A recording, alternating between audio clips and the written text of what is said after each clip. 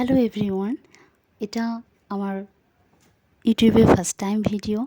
আর এই প্রথমবার আমি ভয়েস দিচ্ছি।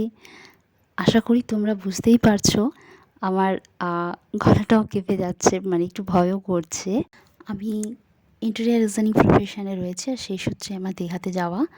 সেখানে হোটেল ইন্টেরিয়ারের রিকোয়ারমেন্ট ছিল। আর দীঘা যাব, এত দূর গিয়েছি আর সমুদ্র দেখবো না, তা তো কখনো হয় না। তো যেই ভাবা সেই কাজ, চলে গেলাম দীঘার সমুদ্রের পাড়ে।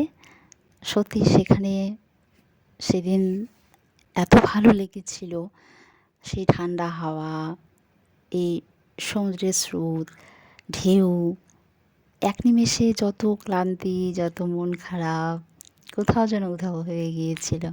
দীঘার সমুদ্র ঢেউ দেখে ভীষণ ভয় করছিল, যদি ফোনটা পড়ে যেত তাহলে কী হতো। আর হ্যাঁ, সেই প্রসঙ্গে বলে রাখি, এটা কিন্তু আমার আজ থেকে 3 বছর আগের ভিডিও। আজ হঠাৎ গ্যালারি দেখতে গিয়ে এই ভিডিওটা চোখের সামনে পড়ল। তো ভাবলাম আজ আমি এটা পোস্ট করবই, সে যেমনই হোক, ভালো হোক যত খারাপ হোক, আমি ভয়েস দেবই এবং এটা তোমাদের সাথে আমি শেয়ারও করব। তোমাদের ভিডিওটা কেমন লাগলো আমায় জানিও।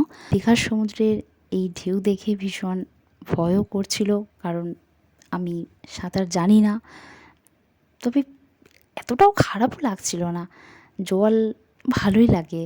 তবে হ্যাঁ, খুব ভালো লাগছিল সেদিন, আমার মনটা ভীষণ জুড়িয়ে গিয়েছিল, ভীষণ ভালো লাগছিল, ছেড়ে আসতে ইচ্ছেই করছিল না। তবে হ্যাঁ, বাড়ি তো ফিরতেই হবে, বাড়ি ফেরার সময় হয়ে আসছিল।